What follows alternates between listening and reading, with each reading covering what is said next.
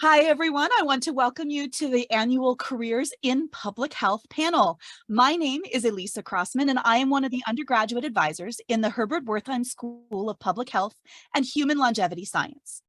Tonight, we will hear perspectives from 5 professionals working in various careers within the field of public health. I want to encourage you to use their answers as a starting point for your journey into researching the graduate programs and career paths that are the best fit for you. For more information about graduate school and careers in public health, please visit the Planning Your Future tab at ph.ucsd.edu/undergrad. I want to remind you that today's event will be recorded and will be available on the public health website following the event. Our panelist information and contacts can be found on our website and on our news and workshops pages. Now, I would like to ask our panelists to introduce themselves. Please tell us your name, your degree, area of focus in public health, workplace, and position. Sarah, can we get started with you? Sure. Thanks so much, Elisa. Hi, I'm Sarah Linke, and I am currently the Senior Director of Health Economics and Outcomes Research at Omada Health. And did you ask for any other pieces of information? Sorry, I was muted. I think name, degree, area of focus in public health, workplace, and position. Great. Thank you for the repeat. So my degree is in clinical psychology and in public health. So I completed the joint doctoral program at UCSD SDSU in clinical psychology, and also completed my MPH at SDSU in health promotion. And prior to starting at Omada, I was a faculty member at UCSD in the School of Public Health, and so taught right there in the BSPH. So it's really nice to be among you all today, and I'm excited to chat more. Thank you, Sarah. Harji? Hi, everyone. My name is Harji Triya. My degree was in public health. I also studied business while I was at UCSD. I went on to pursue my master's in health administration at USC. I currently work at Children's Hospital Orange County, where I'm a senior consultant for corporate strategy and development. Thank you, Harji. Kellyanne. Hi, everybody. My name is Kellyanne Rodriguez, and my undergrad degree was in public health, and my master's is also in public health, so I have an MPH. I work for the County of San Diego for Health and Human Services, and I have the longest department name in the world, but I work for the Department of Homeless Solutions and Equitable Communities, and I'm a chief in the Office of Equitable Communities. Thank you, Kellyanne. Yes, you do have the longest name. Josh.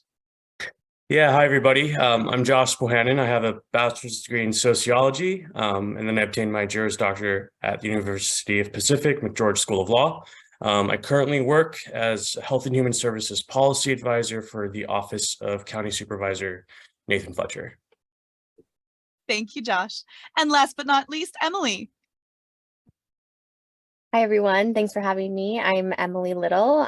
My degree, my BA was in psychology, and my PhD was in experimental psychology from UCSD. I am currently the executive director of Nurturely, which is a nonprofit organization focused on health equity during pregnancy, postpartum, and infancy. Thank you, Emily. And actually, Emily, why don't we have you answer the first question? Can you tell us a little bit about your career trajectory? Did you have a path in mind from the beginning, and how did it change?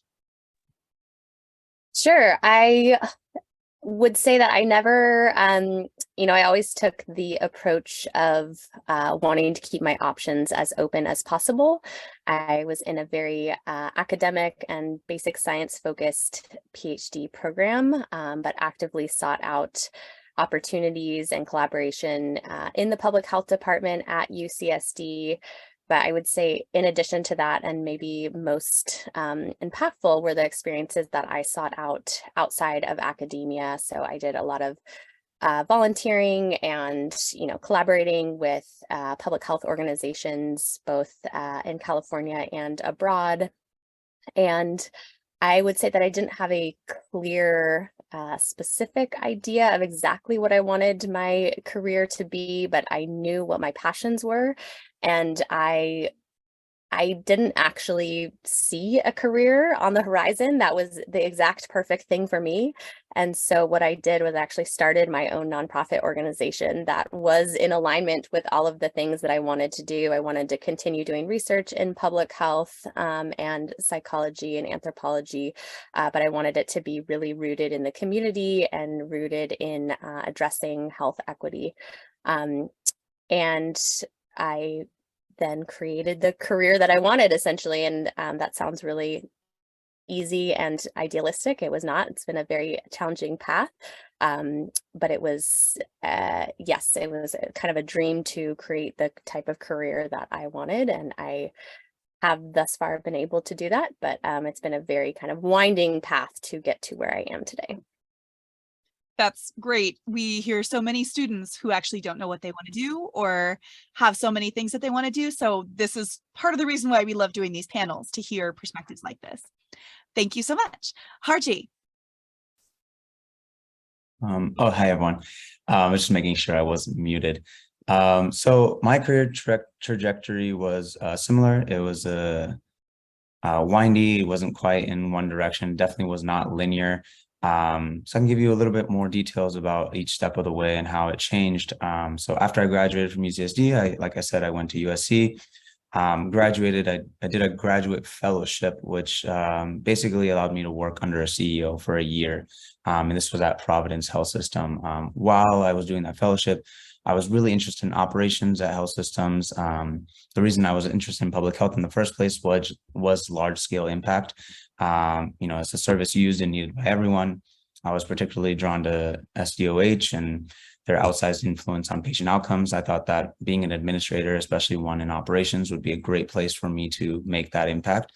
However, as I sat in on these executive leadership meetings, it became clear that, the lifestyle and the work wasn't quite aligned with what my interests were and, where I wanted to go. During that year, I took on a number of different projects, also in, strategy and finance and tech. Recognized how big of an influence finance has on executive leadership decisions and where the organization goes. However, my interests were still focused on strategy and tech. So the next year I spent at a health tech startup called Patient Pop. There I was working on corporate strategy and development. Really enjoyed the work, the environment. It seemed much more aligned with what I was looking for, but was unfortunately laid off when the pandemic hit, March 2020.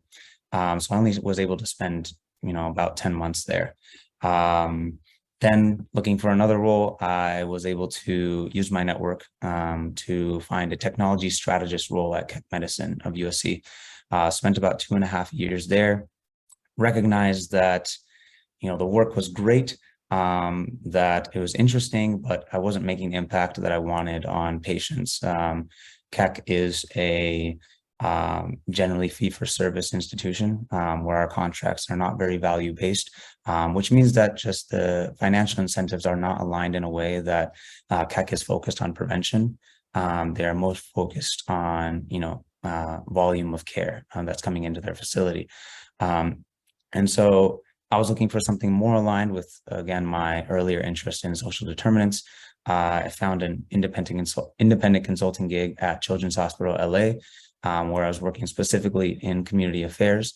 And so while I was simultaneously doing both of those, the same issue popped up. I saw that finance was a major roadblock when it came to implementing initiatives that were, helping patients outside of the hospital walls. So then I thought, okay, well, let me do policy. Like, policy seems like a great way to influence, systemic change. It seems like executives pay attention when regulation changes. It's either that or it's competition, right? So I started doing research. So I took on another role. I was, conducting research here at UCSD. I was working with one of our professors on health policy. Found that I didn't really like research that much. But, I was like, okay, well, maybe there are other roles in health policy. conducted, informational interviews with executives that had experience in both public space and the private space. I reached out to, 20 plus executives. I think like one or two responded back, right? That's pretty normal. So I had a conversation, spoke to him about, where I was in my career, what I wanted to do. He was really fantastic. Led me to think that, actually health policy, while it's really interesting and while it's a great way to make an impact, again, wasn't really aligned with, the lifestyle that I was expecting. I didn't really want to live in DC. I didn't want to maintain a public image.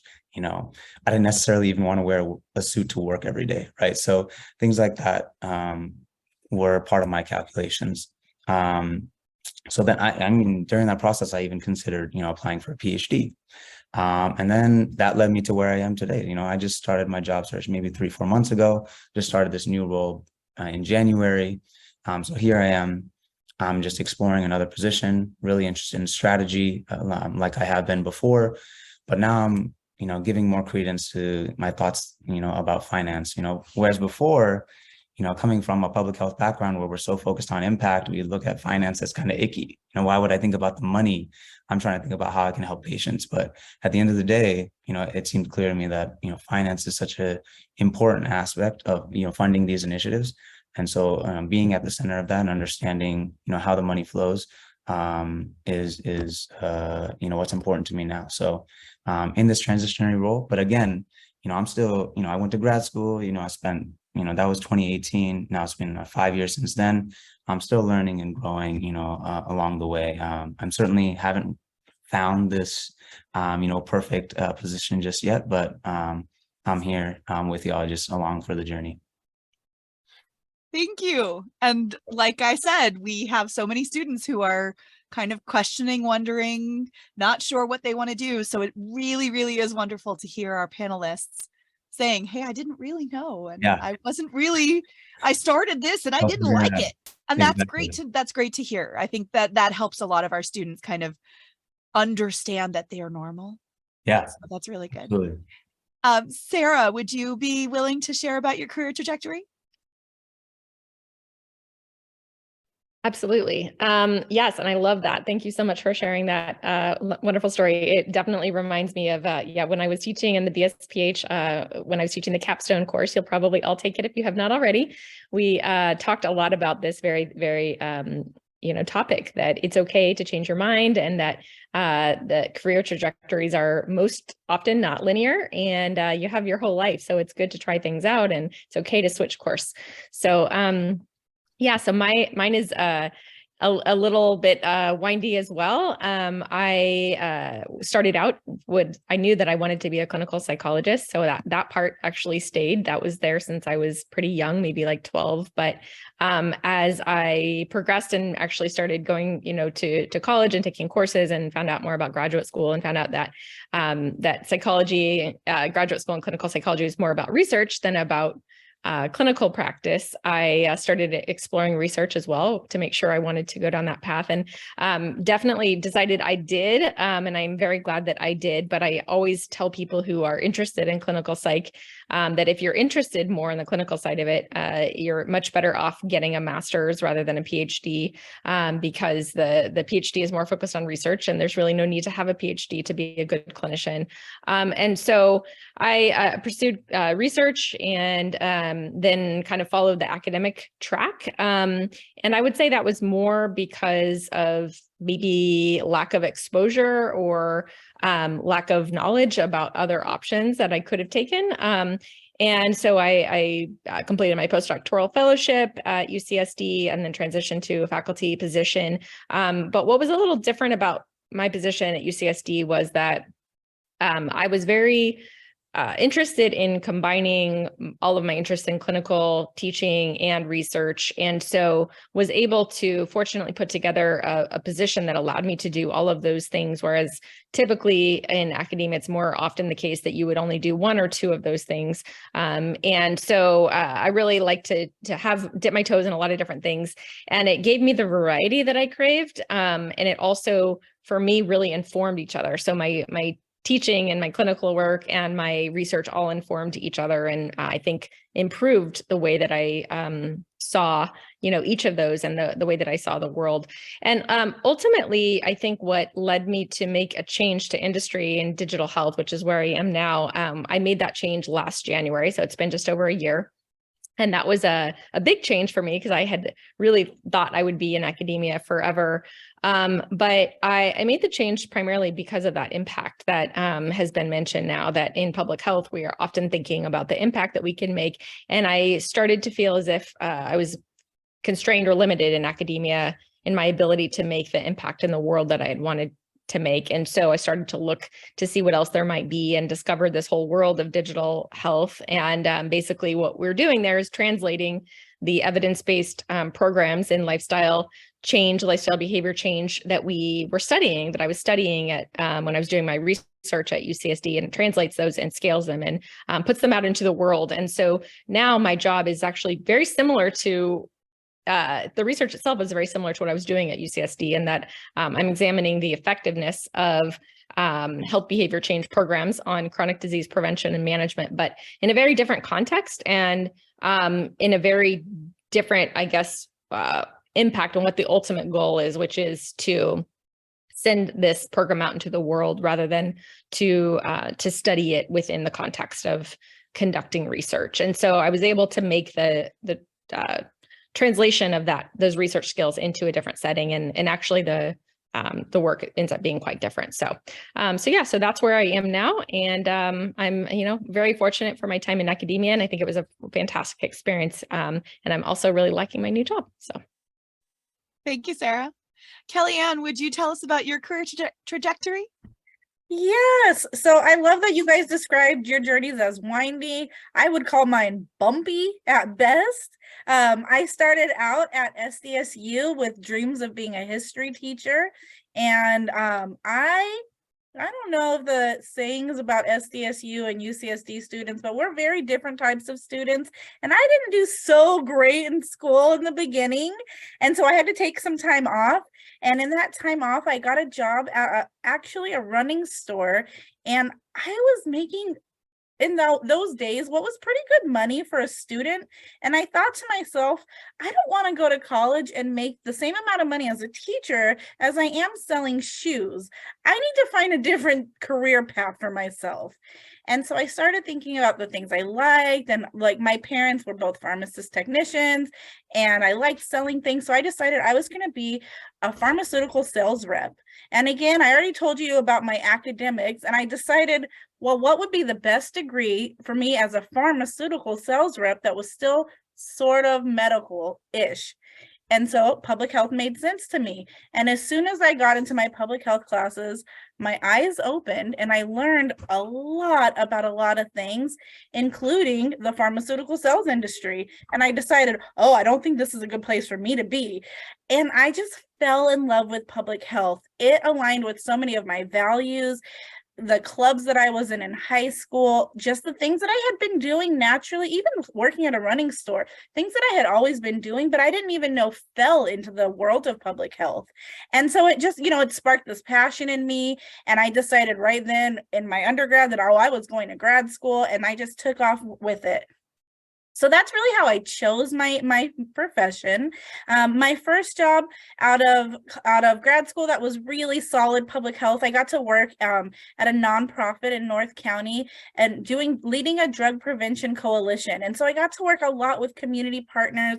I worked closely with our police force, with gang prevention programs, and I got to do a lot of really cool work. I learned about tobacco policy. This was during the times of marijuana legalization, so we got to learn about authorized and unauthorized marijuana dispensaries and so many things like that. And so I really got to start learning a lot about so many things. In that time, we also worked very, very closely with the County of San Diego. And it was always kind of like, wow, look at all the cool stuff they're doing over there. And it was so shiny and so neat. And one of the things that I would say is a little tricky about working in the nonprofit world is your funding is not always secure and stable. And so where I was working, we had some funding concerns. We weren't sure our grants were going to get renewed. And I said, well, I'm going to just apply for the county and see what happens. So I applied to the community health engagement team, and that's really where a lot of our MPH students or MPH people go in the county. And I got the job working for our East and North Central, which is like the middle of the San Diego area. And I got to join that team, and it was incredible. I did so many cool projects. I got to work, so I'll take myself back. I got to work on our hepatitis A outbreak, and this was 2018, I want to say. And so I got to go out into the community and give presentations, talk about sanitation, help decide where to put hand washing stations and bathrooms and things like that. And it was so cool because I had done the other type of like preventative public health, but this was like an emergency response. And little did I know that this was preparing me for a really big emergency response in public health that was coming in 2020. And so in 2020, I was still in the same position. And my team was tasked with supporting our COVID response. The County of San Diego created 13 COVID sectors, specializing in things like our veteran communities, our border communities, school, faith-based, and things like that. And a lot of my work had been with schools. And so I actually got to co-lead our school sector for COVID and our COVID response.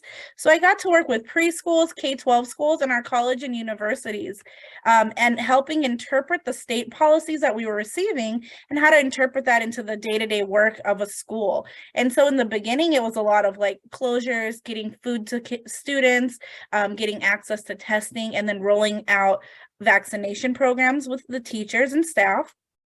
But then it was, once schools started opening, what is that going to look like? How are we going to keep our kids safe and our faculty safe? And so that was a really important job that I would have never gotten to do if I was selling shoes or a history teacher or a pharmaceutical sales rep. And so that's really like the highlight of my career. Since then, after leading that big sector, I was given an opportunity to become a chief in our new office. So the Office of Equitable Communities at the county really focuses on bringing opportunities to all areas, and highlighting equity in every way that we can. We focus on economic inclusion. We focus on access to resources. And so my focus area is East County. So I get to work a lot with our rural communities. So if you're not as familiar with San Diego region, our rural communities go as far as almost 2 hours away and have very little access to jobs, to transportation, to food, to grocery stores. In some communities, the dollar store is the only access they have to food, and that can be an hour drive.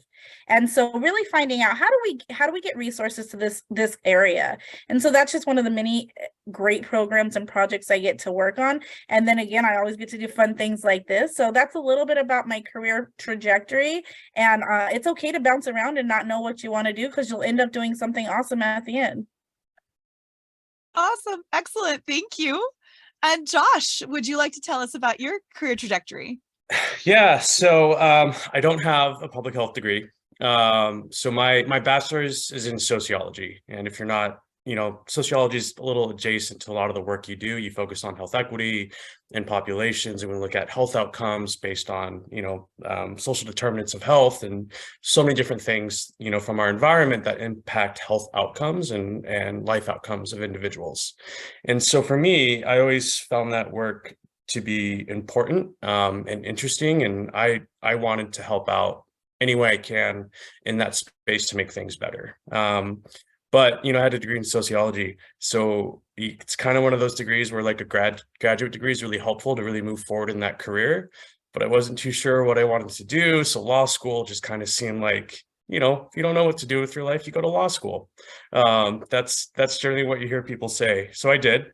Was not the right fit for me. I think after my first year of law school, I realized, wow, I really don't want to practice law. There's a lifestyle to it, and there's that adversarial nature, and that's not why I went into this field, or that's not why I went to school. So at that time, I pivoted to legislation. So how do we craft policies that addresses all of these social issues that we all study and that we know about? And if we're really going to do that, it's going to be through changing legislation, helping our policymakers make the correct decisions. So I've been able to utilize all of that education and training and reading I did in undergraduate school and those passions, take my understanding of legislation and policy, and then helping to merge the two things to create better health outcomes. So currently right now, I'm a health and human services policy advisor for Supervisor Nathan Fletcher. And so my role is I work closely with HHSA and community partners, and how do we change county policies to reach our vulnerable communities. So some of the big pieces and my focus areas have been specifically on opioids and behavioral health. So, opioid epidemic and harm reduction issues in general. I think that it hits a large part of our population all across San Diego, but we know that there are specific population groups that are disproportionately impacted. So how do we make sure that when we do craft these policies that we uplift all communities, but pay particular attention to those that might need more of a focus. So that's kind of how I got here. I think a lot of us kind of talked a little bit of, we didn't know where we were going when we set out. And if you don't know where you're going or what you're doing right now, that's okay.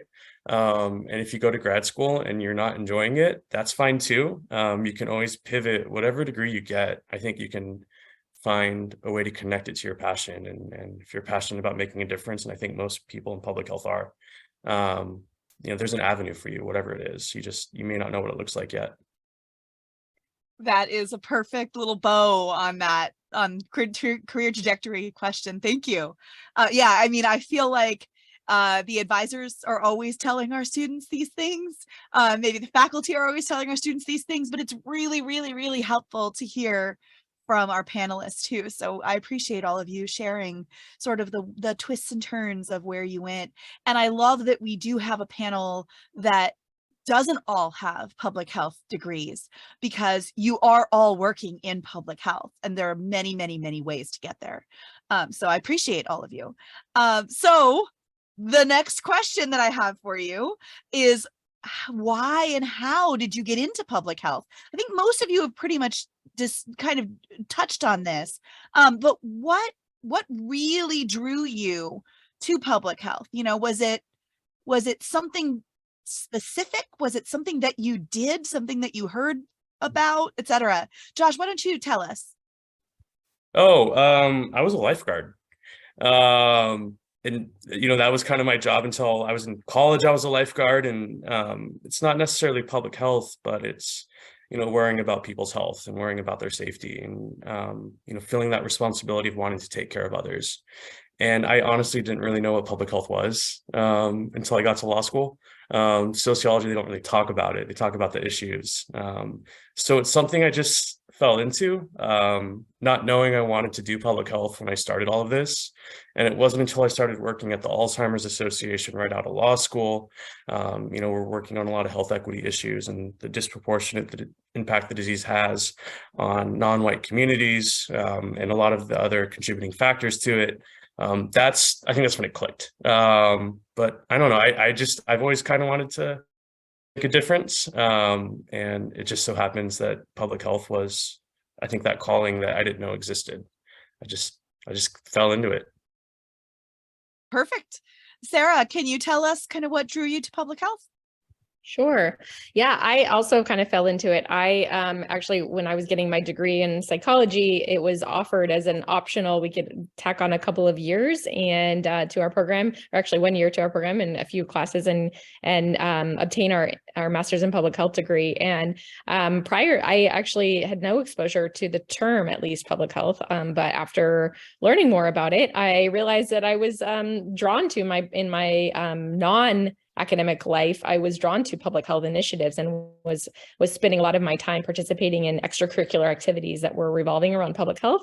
And so for me, once I decided, I was very academic and decided what I would love to have another degree, and thought it sounded like an interesting perspective. They said it was a great adjunct to our behavioral medicine degree in clinical psychology. And so I thought, why not? And once I started taking those classes, I realized that this was definitely a big passion of mine. It helped me to see, a very different perspective than psychology, which is very individual focused. And this helped me see the broader picture and, quickly gravitated toward probably more the public health than the clinical psych side over time. So, yeah. Thank you, Sarah. Kellyanne, I know you already sort of started to share with us a little bit, but do you want to add anything? Sure. I grew up in the City Heights area, and I got to be a part of this club in high school called Peer Helpers. And we did all these things that nobody said, well, this is public health. We got to work with Planned Parenthood and talk about like pregnancy prevention and safe sex. We were doing like suicide prevention trainings and things like this all my 4 years of my high school career. And never did I know I was doing public health the whole time. And so when I finally started taking those public health classes, all of a sudden, where I was like indifferent about school, I was like, wow, this is what I love. I love learning. I was like in an HIV class and I loved it. And I loved my global health class and all of those, like those were the ones I was excited to go to. And my grades were naturally better. And it was just like so much more passion for me. And I still continue to feel that way. Like, I will be drawn to podcasts that are talking about health disparities.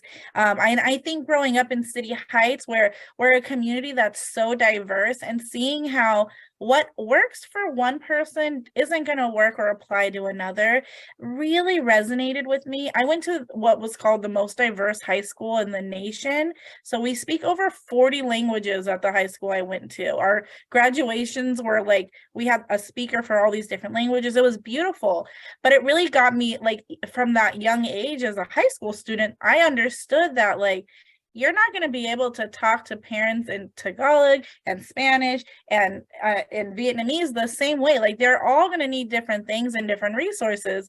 And I think that really like solidified my passion for public health. Thank you.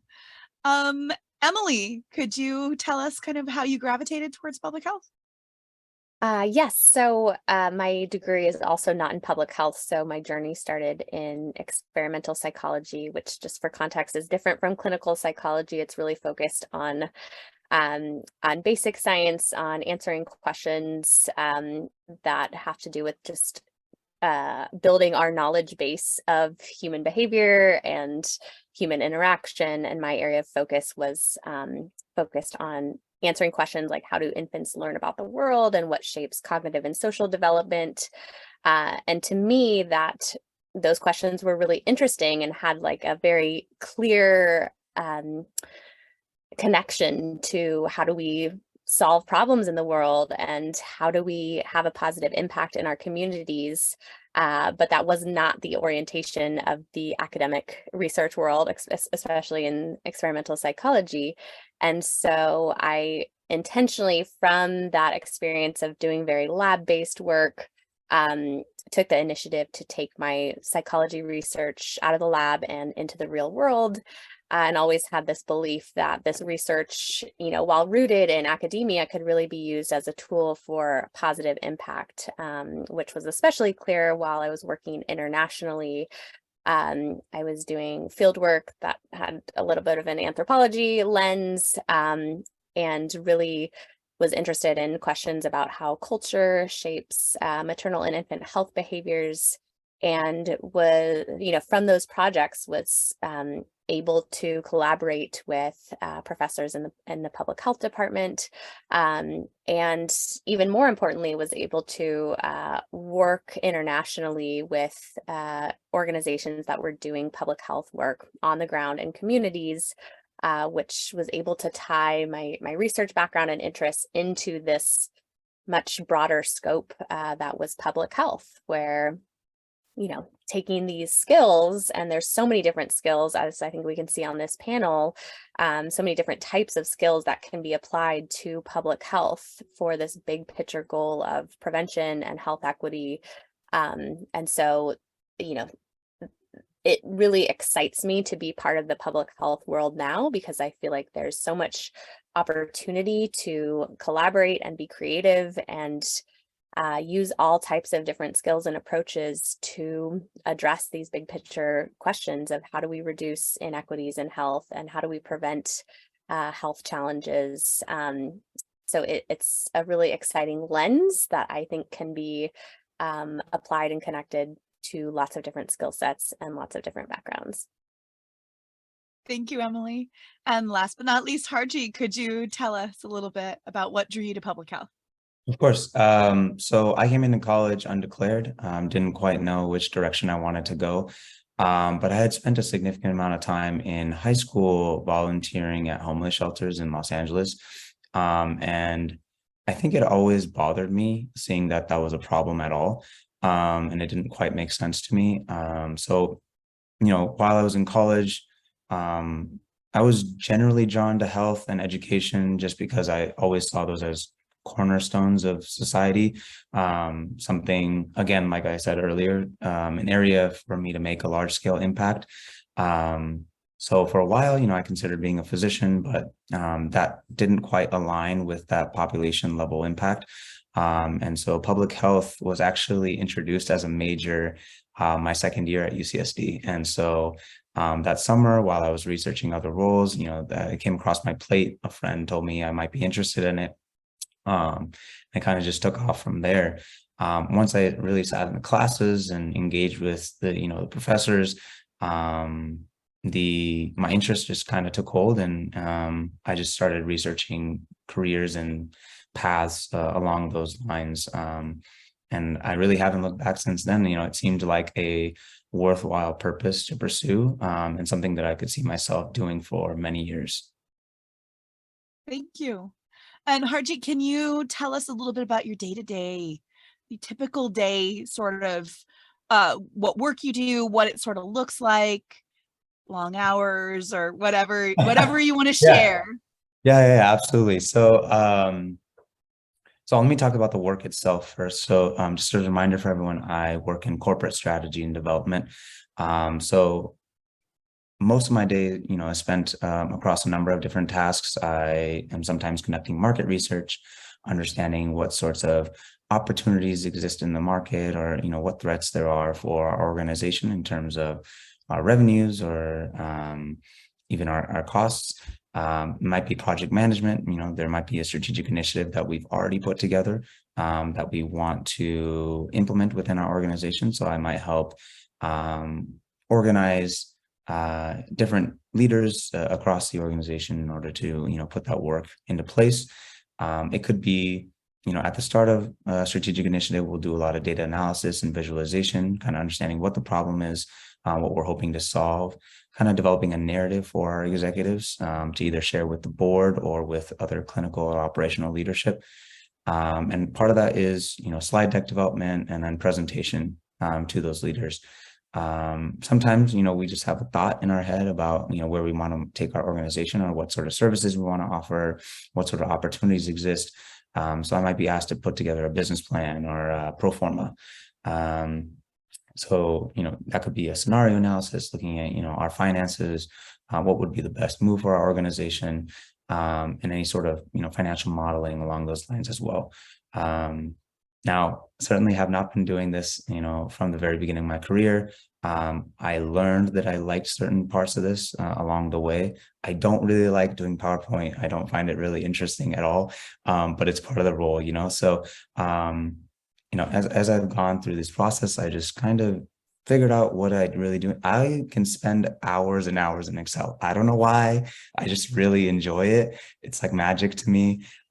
So I really enjoy it. And so when I think about, hey, I could actually see myself doing finance now, it makes sense to me that, it wouldn't seem like work like some of this other stuff does. Even market research, I don't particularly enjoy that as much as I do the Excel, right? So again, this was a sort of transitionary role for me. I'm looking for, something more along the lines of strategic finance as I look forward. Just in terms of things that, other things that, Elisa mentioned, my work is mostly remote. So I rarely go into the office, and maybe once a month I'll meet with my team.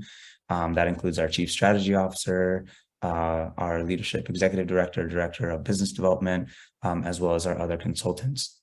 And that's really just a check-in. We're going to lunch, not on campus. We're just getting to know each other a little bit better so that we develop some camaraderie, so that we, understand each other outside of just our work itself. I think I have a really great work-life balance. I am a competitive dancer, so I spend a lot of time on that as well outside of the workplace. I lead several teams, I advise teams. I just flew out to Cleveland this past weekend, and I'm here today talking to you all. So there's a lot of opportunity for me to focus on my hobbies and my passions in addition to this work that I find so valuable. And that was really important to me as I was, finding a career that aligned with all of my interests. Other things that I think are really great about this position, there's a lot of growth opportunities. Like I said, there is a lot of exposure to executives. I think when you're working in a corporation, especially one with thousands of employees, it can be difficult to be noticed, difficult to find your path to whatever sorts of roles that you're looking for. This type of position allows me to interact with them frequently. So I find that really rewarding. And it just, it's intellectually stimulating. So I feel like I'm learning and growing with each project that I take on. It's not just okay, I've learned something and now I can do that the rest of my career. It's important that I continue to grow with, each passing day and week. And if I don't, then, I know that it's time for me to find the next role.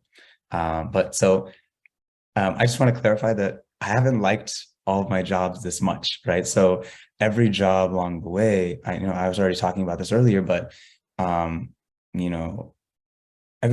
job along the way, I've just learned there are certain things that I don't like, and then in the next role, I just look for more opportunities to do the things that I do like. And I think all of our panelists can probably relate to that. Absolutely. Okay, thank you so much. Sarah, could you tell us a little bit about your typical day? Sure. Yeah, absolutely.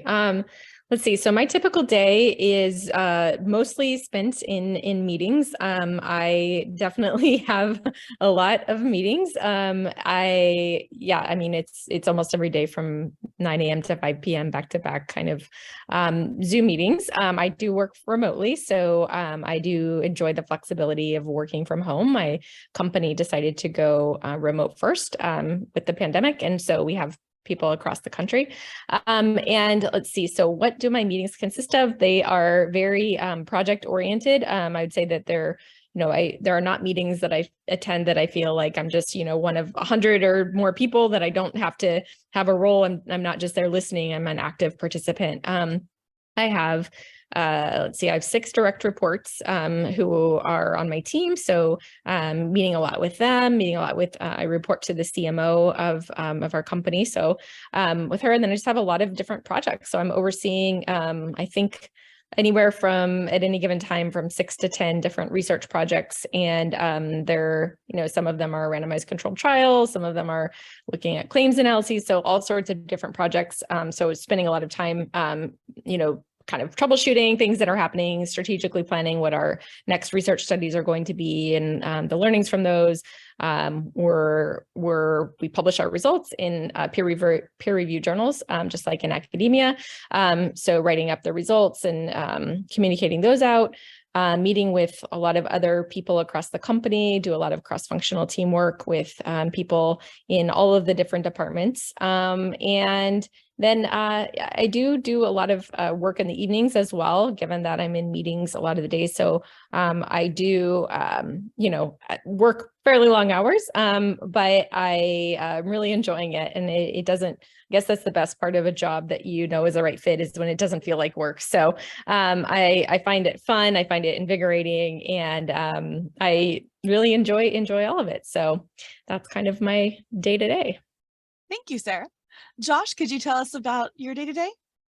I don't think I can, just because every day is so different from each other. I think in my work, so I work for an elected official, so I'm his advisor on things health and human services. And as an elected official, they're moving in all different sorts of directions, and a lot of times responding to issues as they come up. So, for example, summer, monkeypox. came around to the County of San Diego. And that, and as a connected member and our district being in Hillcrest, the LGBT community, we had a responsibility to be out there every day. We had to do connections to the LGBT centers and our HIV groups and our elder senior groups. And there was work with vaccine coordination and the education and outreach component and making sure everybody felt heard and connected.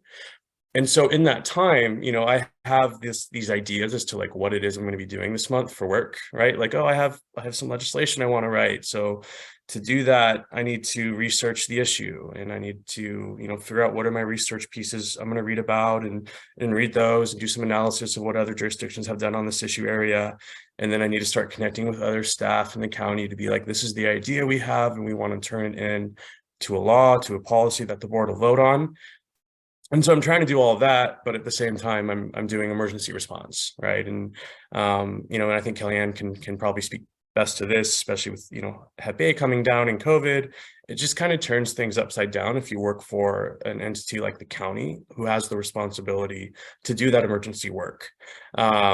So in a perfect world, ideally, I'm spending about 30% of my time, and it's not the same every week. Sometimes it'll be more and sometimes less, but 30% of my time, I'm researching ideas and seeing what we can implement in the county to make things better from a legislative component.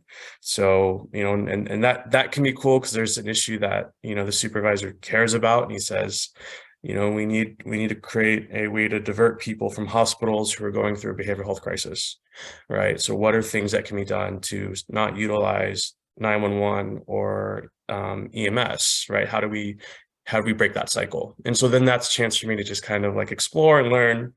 And then I'd say another 30% is in meetings. That's a big part of what you do when you grow up, is you're in Zoom meetings all day. And it's just a lot of like connecting with people and learning and being an active member and participant. And that's a chance to kind of share your ideas and maybe troubleshoot things that come along. And then the final 30% is because I'm with an elected official. It's being with him and helping him, these are the things that are coming down the pipeline. So I have to always be aware of what's happening and what's going around, both locally, state, and federal, and then educate, update him. I'll let him know that, there's this new drug called Trink that's starting to hit the streets, and it's being mixed with fentanyl, and it causes, mortification of the flesh, and that's going to exacerbate this whole entire thing that we're experiencing now. And we don't know if we see it in San Diego yet because we don't have drug testing for drugs, and the coroners are so far behind because of the fentanyl. So it's just me letting him know what is the lay of the land. So just me making sure that he's up to date on these things. And then I would say that was 90%. So I say the last 10% is just like building relationships, having coffee with people, knowing who knows what, and making sure that they're connected to you so that when things do happen, that they can text you and that, they're comfortable telling you about it. And if there's something that, the county should be aware of, they have a direct line to someone that can help address the issue. So that's kind of what I do. It's a lot of hours. Work-life balance is not fantastic. But I think when you go and working for an elected official, you recognize that and you're willing to make that sacrifice for the community you serve, but also recognizing that this is, and everything we're doing is just a blip in our lifespan. And it's all right if things are a bit rough for a few years. There's going to be another phase, whatever that is. So that's what I do. Thank you. Emily, can you tell us about what you do? Sure. Well, I'll say if you are looking for variety, the nonprofit sector is another great option. So as a founder and as an executive director, my job responsibilities change all the time. And it's really important that I am very flexible and proactive in taking on different challenges and really taking on all sorts of different buckets of work. So I do have a lot of autonomy on my schedule and activities and how I manage the organization as the executive director. So I do get to have a lot of say in how many Zoom meetings I'm in. So for example, Mondays, I have 0 Zoom meetings, not to make people on lots of Zoom meetings jealous about that. Nothing wrong with Zoom meetings, but I have been able to kind of organize in my calendar into specific buckets of work.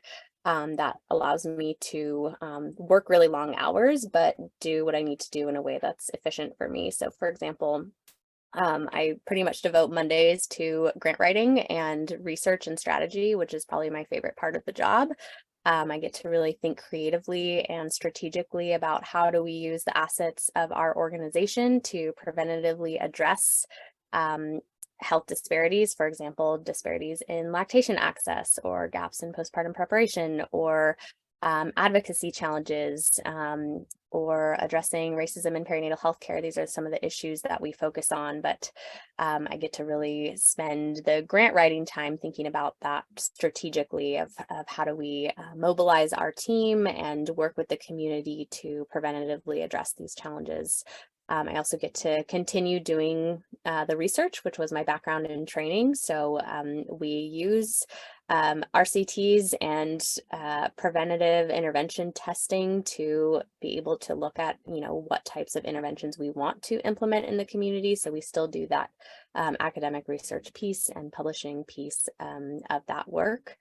I also spend a lot of time on finance and budgeting, which was absolutely not my skill set or background, but it's been a really fun challenge to work on. And, as with all of these different varieties of tasks, a lot of it is about taking it on myself and learning, but it's also about, surrounding myself with experts and resources to allow me to equip the organization with the skills that we need. A big focus on fundraising, which is really fun because it's essentially, it's not asking people for money. It's essentially how can we invite people into this work that, we all care about as people in the public health space. And specifically for me, it's focusing on equity in perinatal health. And so it's really a gift to be able to invite other people into this mission that I'm so passionate about. So it's really a lot of just communications and relationship building and sharing this work that we're doing with others who may be interested in supporting it.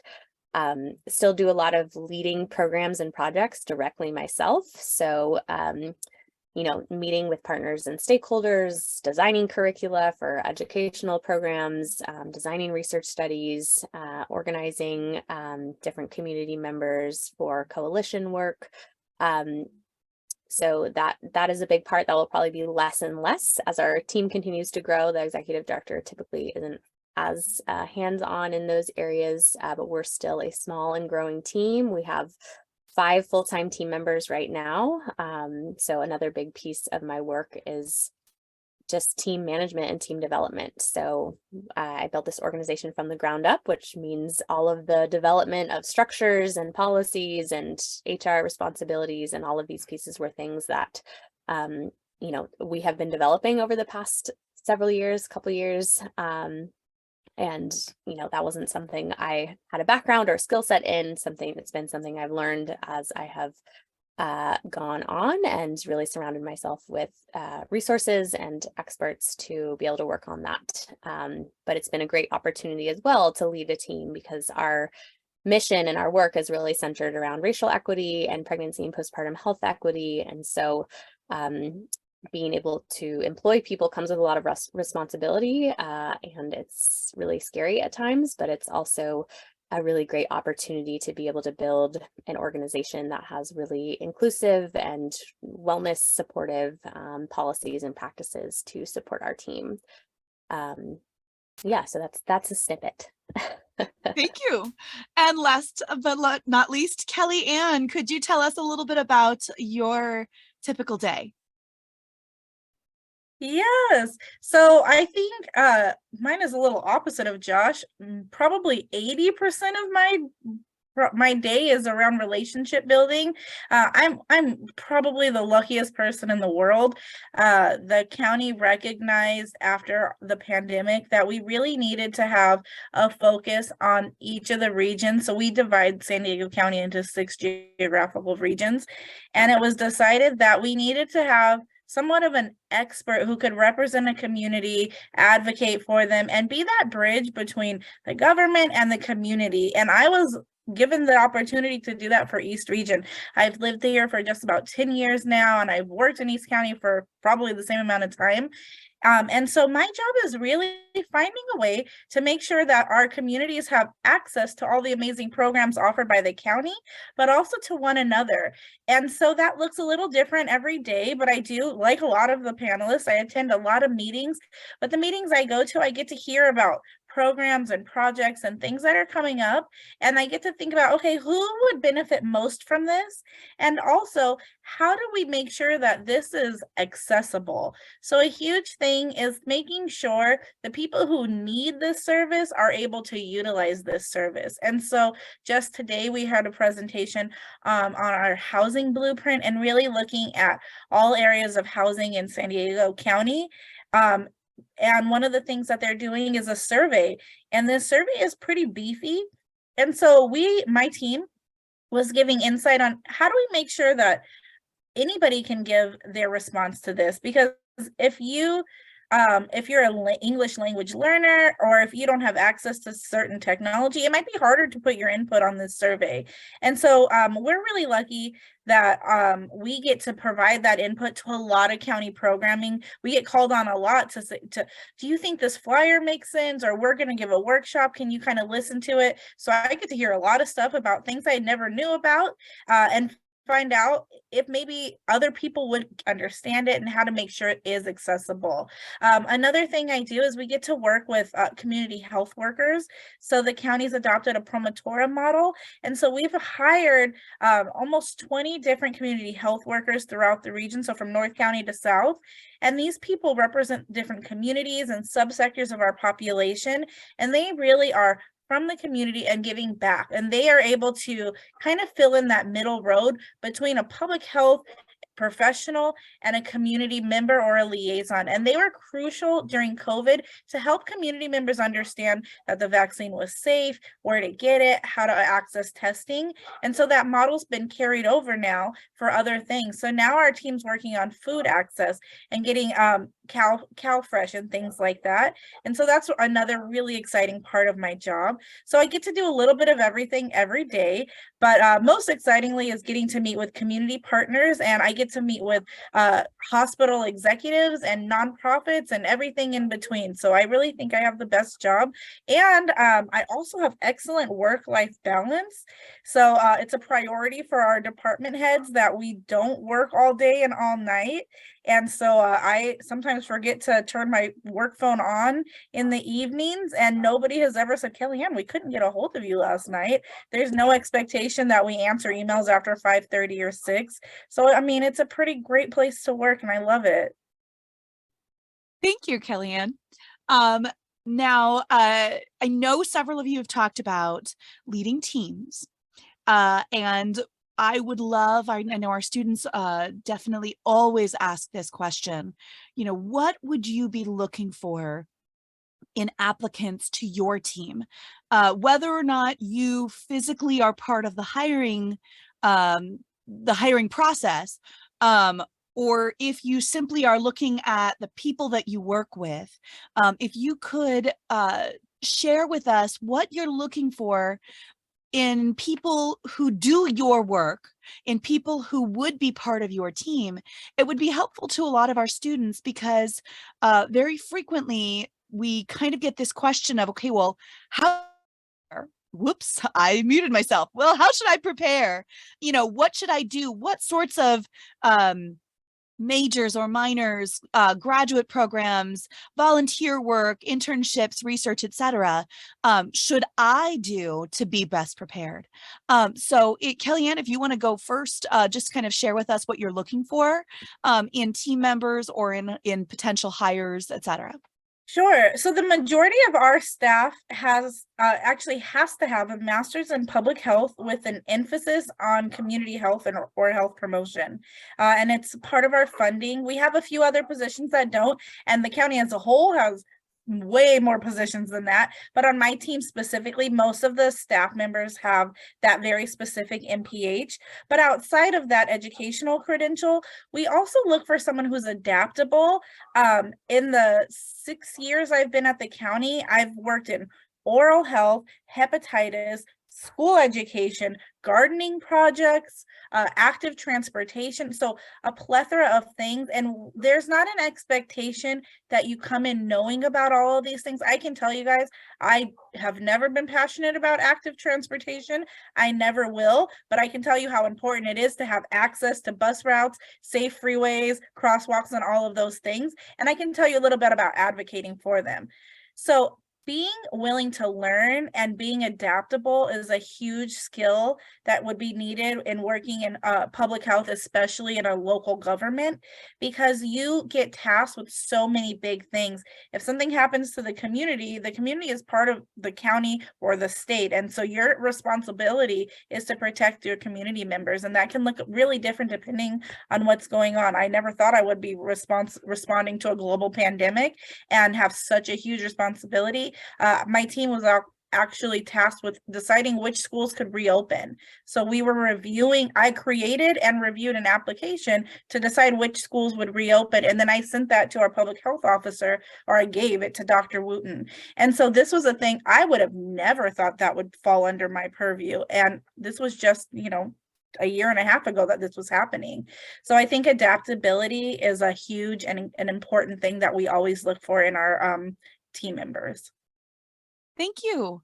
Harji, I don't think that you're directly involved with team management, but could you tell us about, or maybe I'm wrong, or could you tell us about sort of what you would be looking for in team members? Yeah, absolutely. So I have been involved with hiring decisions in the past, although not in my specific role just yet. But for entry level and associate positions, most applicants have similar resumes and experiences. So it's not always that which enables you to stand out.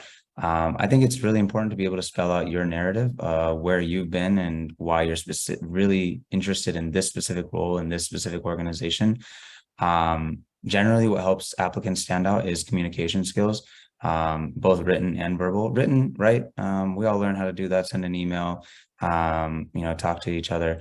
But verbal, how you communicate within the interview itself, the language that you use, whether you're familiar with the vernacular of the industry, all makes a difference, right? It speaks to your expertise and your interest in the area. I think knowing about recent initiatives that the organization has put out, what's happening in the news is really important. And then when it comes to meeting the requirements for the job, right? You look at that job description, being able to put a specific project that you've worked on to every bullet on that job description is really important, right? And demonstrating that you were able to put out some results so that they know that if you're stepping into this role, you'll be able to do the same thing, pretty much hit the ground running. Networking is always helpful when it comes to selecting a candidate. Knowing that someone in your organization is already vouching for them is really powerful. So something that I advise people starting out in their careers to do is to set up informational interviews, not only with people that work at organizations that you're interested in, but just generally, people that are that hold roles that you could see yourself pursuing. It may just be a 30-minute conversation like the one I discussed earlier, but that could come back and be very helpful if you are to switch, your direction or, switch your organization down the line. Healthcare industry seems massive, but it is really small. Everyone knows each other, and your reputation really matters. So just keeping that in mind as you go through all of these, steps, and ensuring that you are respectful, regardless of, which direction the decision goes, is important. In terms of background, Kellyanne was discussing, what it is for her team. A lot of individuals that work in the roles that I'm familiar with come from consulting backgrounds. So they've spent time at external firms. Those are your, McKinsey, Bain, BCGs, but also your, Deloitte, KPMGs, et cetera. I have experience at none of those organizations. And so I think it's important to remember that there is a path I think that's the theme of this panel, actually, is that there is a path to get to where you want. You just have to be willing to put in the work and reach out to the right people in order to make that happen.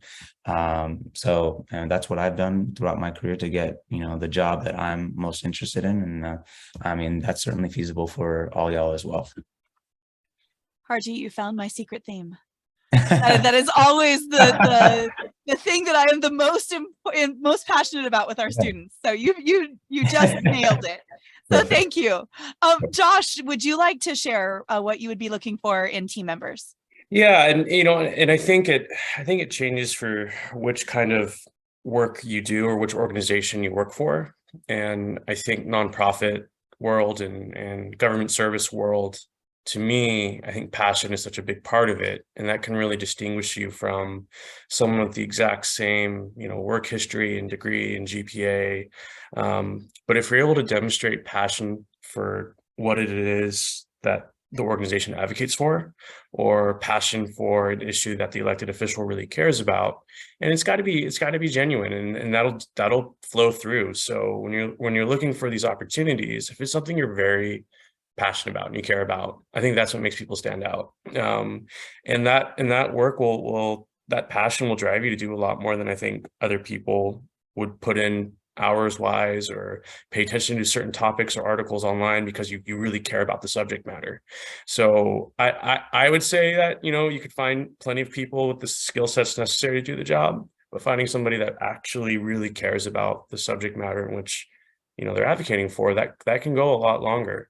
And might help with the interview as well, gives you something to talk about, and allows you to connect with others in the office who are also as passionate as you are.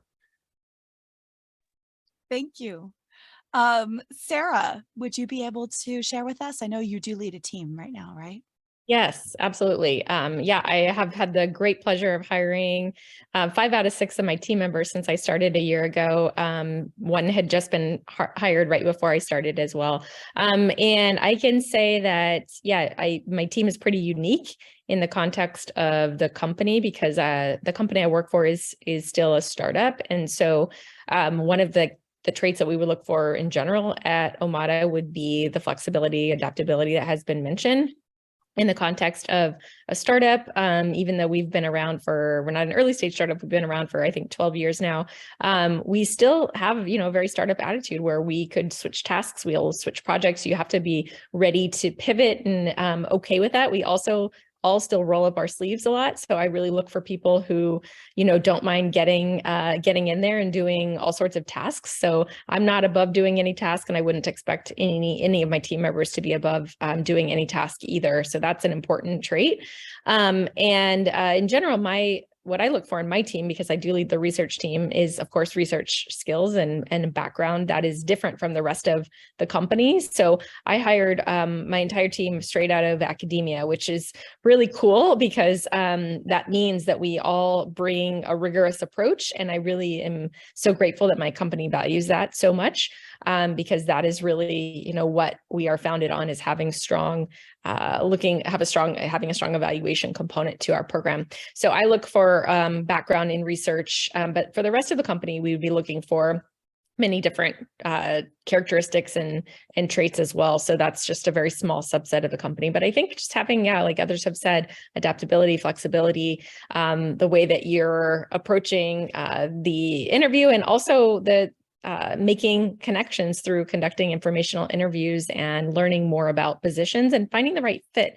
It becomes quite clear in the interview process, if not before in the application process, who's applying to have a job or versus who's applying for that specific job. And you can see it in the fit. And the reason that's so important is because everyone will be happier when you find the right fit. So it might feel like it when you're searching for a job. You might have moments of feeling desperate, or feeling like I'll take anything I can find. And sometimes you do need to do that, and that's okay. But I think for the longer term, it's more important for everyone to find the right fit for yourself. So being true to yourself, being honest with yourself about what it is that you want, will come through in the interview process. And we can typically see when you're really passionate about the position that's on the table. So those are the things that I would really value. Thank you. And Emily. I will echo what everyone else said. Definitely really resonated with what has been said around being adaptable. In our particular organization, in an effort to be equity centered, most of our positions don't have specific educational requirements, but like what Sarah was just explaining, we are really looking for people who can roll up their sleeves and take on any task and really be flexible. And I think that's especially important in the public health sector, as we've seen with COVID and other things that come up. No matter what position you're in, you absolutely have to be ready for any challenge and ready to be flexible to address anything that may come up.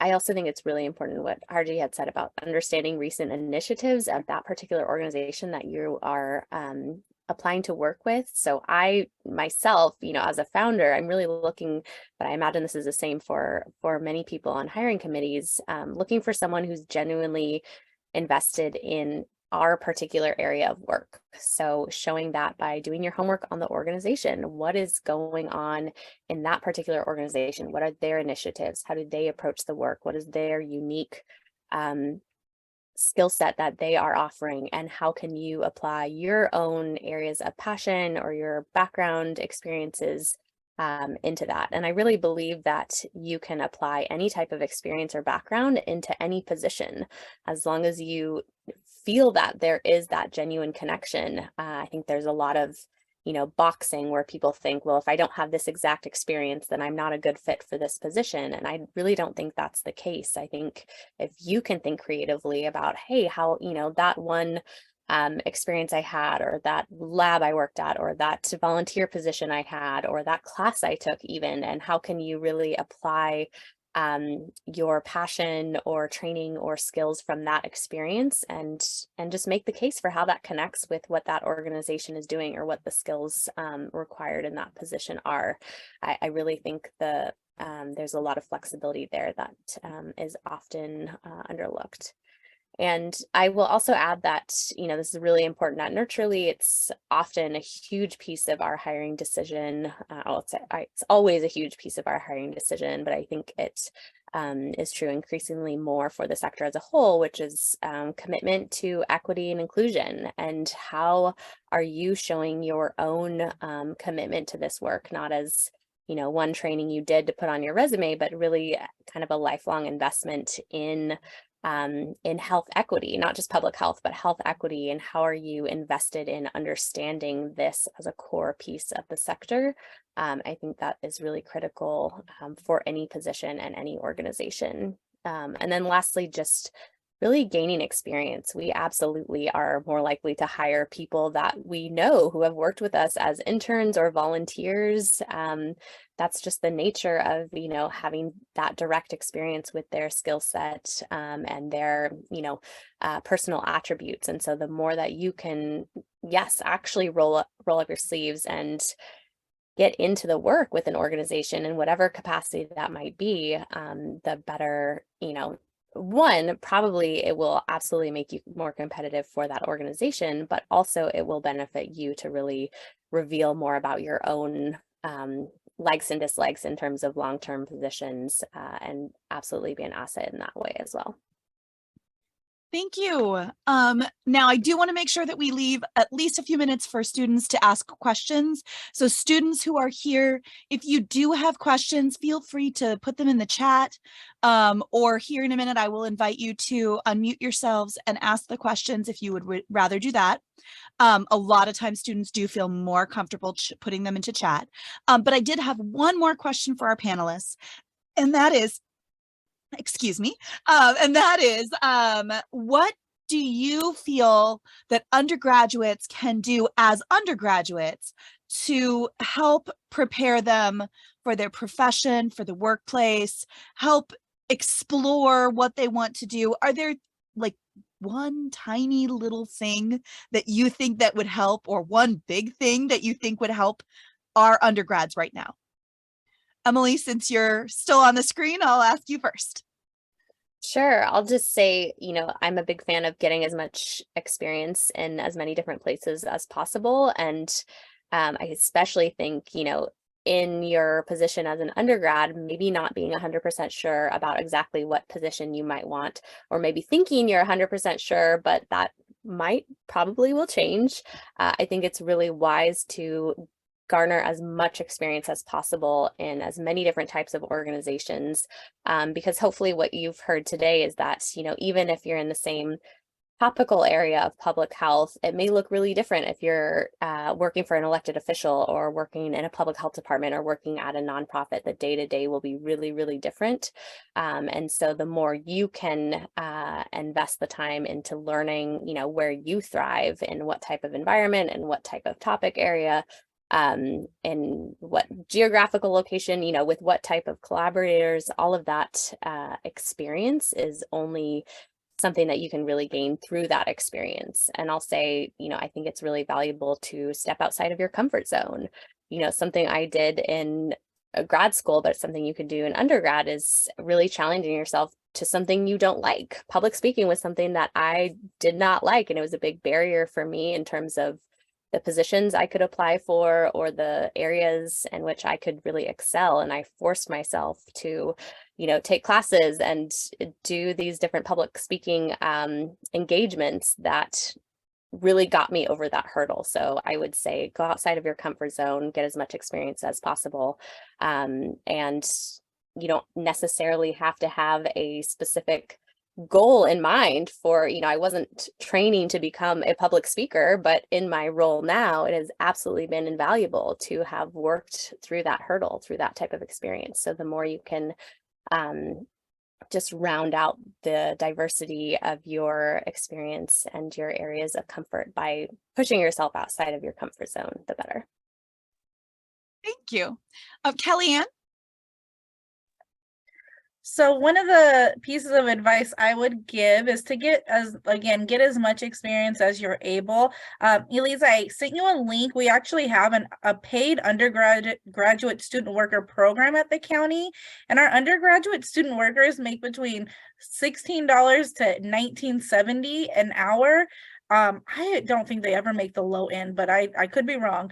But this paid undergraduate student worker program, it's a great way to start learning about public health, actually experiencing it, being on tons of programs and projects. And our undergrad student workers, you could start your first year and then you could work all 4 years, and then you could go to our graduate student worker program and then work your 2 years at grad school too. That means you'd have 6 years of experience working for the county. So there's a few ways to gain some experience, and we hire year round. So I did send that link. Thank you. Of course, but I would just say to gain as much experience as you can in a lot of areas. One of the things that I didn't think would ever really be a big deal in my public health career is material development. Our team is constantly creating flyers, handouts, smart sheets, those types of things. It wasn't really a focus. I think I took one class in grad school, and I don't think I took any in my undergraduate public health classes, but that has been a huge piece of our work. And so if that's something you're naturally inclined at, if you already are good at those things, keep working on those skills. So I think that those extracurricular skills and projects that you work on, they really do lend themselves to public health because it encompasses so much. And just like one of our panelists said that maybe public speaking wasn't her thing, but I think that's okay because epidemiology is not my thing. But I have a team of epidemiologists that I can call when I need help. And so there's, you don't have to be great at all areas of public health. You just have to find your niche. I love public speaking, so my team pushes me out in front of people to talk all day. So you really just have to find the place that you belong in public health, and try a lot of things on until you find it. Thank you. Josh? So, and I know we talk a lot about going out there to find internship opportunities, and that can be competitive. And you might look, all summer and not land something. And so one alternate I want to bring forward is volunteering at an organization to get that skill set, that public speaking skill set. When I was with the Alzheimer's Association, I oversaw our volunteer advocates who would go into meetings with their elected officials. It was a few times a month, but that helped them really understand the space, and it helped them understand public speaking skills and how do they talk about policy and how do they learn to tell a story and do advocacy. So I would recommend that, in addition to your coursework and in addition to your internships, that finding a way to volunteer, maybe at a nonprofit can help you develop those skill sets, without having to worry about that, rigorous interview process that internship program might have had. That's not a barrier when we're talking about, you volunteering your time. And, it's nice to do a little good and feel like you've kind of helped make a difference too. There's something rewarding, and to help keep driving you towards, whatever it is that you're working towards, you can fall in alignment with that and gain some actual real world experience. Thank you. And Harji. Oh, sorry. Yeah, I'm just going to mirror what everyone else has already said. Sarah made a great point about being honest with yourself. I think it's so important to do that. Write down a list of what you want in a fulfilling life, write down a list of what you want in a fulfilling career, find something that sits at the intersection of that, a job, a path, so that you can enjoy the journey, right? Appreciate the small things along the way, express gratitude for the things that you have right now, and just really take it one step at a time. I think Emily made a great point about how internships, are really helpful, or just at understanding what you like in each space, trying out different organizations. I unfortunately only had one internship in college, and it worked out for me, but I wish I could go back and do even more, so I could learn a little bit earlier about what my interests were. I think online research, looking on LinkedIn, conducting these informational interviews with people that you find interesting are great, but it really only gives you a theoretical grasp of the job that they're doing, right? Actually getting in there and developing that practical experience is what's going to tell you, whether or not you can do this on a day-to-day basis. So I find, both of those, internships, practical experience, as well as, writing down these lists, I found to be really helpful.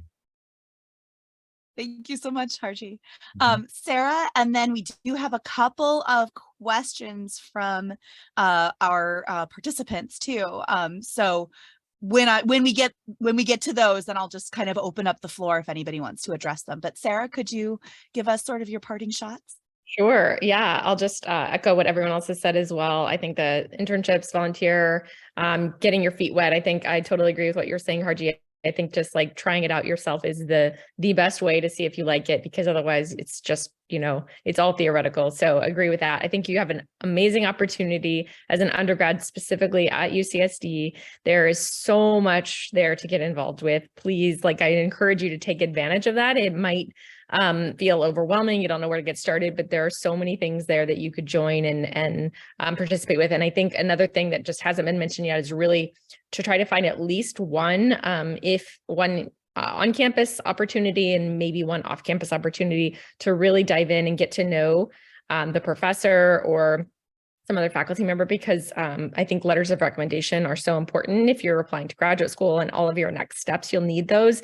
It's really important to get to know at least a couple of people well who can speak to the work that you do and the value you bring to the table. So those are the words of wisdom that I would share. Thank you, Sarah. Now I'm going to go slightly out of order, and it's not because I don't care about the other questions, but hopefully this is a quick question specifically directed to Kellyanne. Grace in the chat says specifically for Kellyanne that you're working her dream job, and she's tried finding job postings for the public health department of the County of San Diego, but can't find them on governmentjobs.com.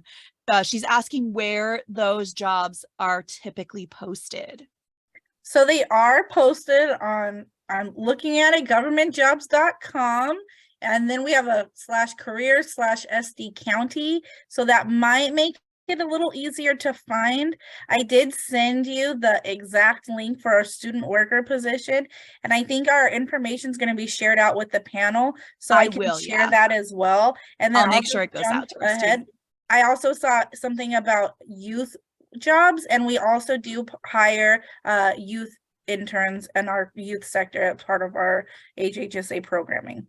Brilliant. That actually addresses Molly's question in the chat.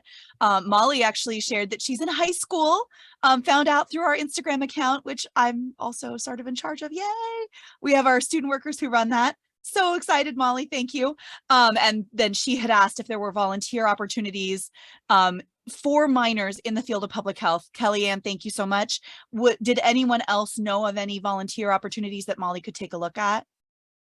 She's really interested in epidemiology, which is tough, I know, for a minor, but anyone else have anything that they wanted to share? Okay, well, hopefully, Molly, you'll be able to find some sort of volunteer opportunities, you know, with the county. There will be additional opportunities once you do turn 18, but I know that you want to do some volunteering now. I can suggest that you probably will be able to volunteer with a food bank or some sort of shelter, etc., because that is actually related. Within public health, this is all sort of related. If you could find an opportunity at some place like that, it might be a good place to start. Okay, so now this question comes from Carly. Now I'm going to read it out loud, and if anyone feels comfortable answering it, great. If you don't, Carly did qualify this and say that she understands if you're not. So Carly says, discussing compensation is often considered a taboo subject, but I believe discussing your wage and breaking the vow of silence surrounding pay can be a source of empowerment for laborers and prospective laborers. With that, I understand if you are uncomfortable with the subject, but if anyone is willing to share, I am curious to know what each position pays, and or in your experience, do the pay and raises sufficiently reflect the cost of living and growing inflation? Anyone feel like jumping into this one? Well, I could sell it, and Kellyanne, our salaries are on the internet because we're public employees. But the negotiating stuff is really hard and scary. I think we're looking for a new job because you don't ever really want to price yourself out, but you're also afraid of like leaving things off the table. So my position working in politics, it's huge, wide range. It can go from 70,000 to 180,000, and it really depends on a lot of different factors and variables like your education level and your specialty and your specifics. So I'm about in the mid range of all of that. But again, even if you do start in a lower range from all of this, your next stop, and the idea is you just kind of keep building upon it and going up. So sometimes you do need to leave your career or your certain job if you want to have that next pay jump. It's harder to get those raises if you're in the same spot. But I think it's important that you do talk to people about what the salary is. I think we're starting to see trends where a lot of jobs are posting the salary range on the job announcement in itself, and that's just a current trend. I think there's more comfort people have talking about it, and I think it's important that we do talk about it. We're talking about pay equity as well, especially when we talk about gender pay equity, that there is that open conversation around these things. I guess since I got named specifically, before you guys all Google it, I'll just tell you. So the position I started out at the very lowest entry level position in public health at this county of San Diego, and that position now starts out at 58,000. I'm currently making 130,000. The county has a very strong, amazing union, and they really do work hard. And Supervisor Fletcher is one of our champions. They really do work hard to make sure that our pay is equitable and that it increases appropriately each year. I'm no longer protected by the union, so my position's a little different than most of my colleagues. But that is just what it looks like now. And then just like you said, you can go, there's a transparency website that shows you all government employees, including your teachers, online. I'll write this in the chat as well for Carly. Many nonprofit organizations file tax 990 forms on a yearly basis with executive compensation. So those are also available online if you'd like to take a look at that. And if you want to reach out to me after the session via email or LinkedIn, I'd be happy to discuss my compensation as well as anything in other related positions. Thank you, Harji. And actually, this next question is for you, not to cut anyone else off if they wanted to jump in, but I know we've got like one more minute. So we had a question in the chat for Harji specifically. The student says, I want to enter healthcare administration, but fear I won't like it because of the possibility that the focus on public health will be gone, and asks, can you specify some things that turned you away from the field, and how was the work-life balance? So it wasn't that something specifically turned me away from the field. It was just that I found the impact that I wanted to make was best achieved through other means. And it's not that these roles in public health are not making a difference. It's just that my specific interests were not aligned with the skill sets that were needed in order to carry out these jobs. Remember earlier I was talking about how, policy seemed like a great way to achieve these systemic changes, and Josh has spoken about that frequently throughout this session. But I can't see myself doing what Josh does. That's just what it is at the end of the day, right? I'm happy to discuss that more. Again, please reach out to me, email or LinkedIn. I would love to spend more time speaking to you about that. In terms of work-life balance, it's great. I love my work-life balance. I think within the public health space, there are a lot of opportunities to still maintain that work-life balance. And even within the field of health administration, like I was discussing earlier, there are specific departments, mainly community affairs, community health, within health systems that do focus on social determinants of health and other public health related topics. So it's not that these are two completely separate areas. They can and are merged very frequently. I just want to comment.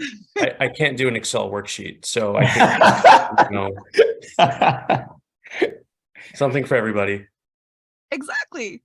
All right. I just want to say a huge, huge, huge thank you to our panelists, and thank you to our participants for asking great questions.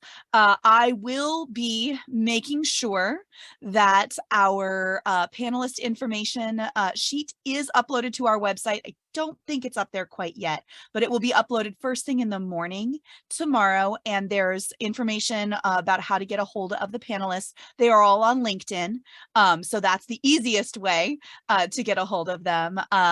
And the video will also be posted on our website later this week.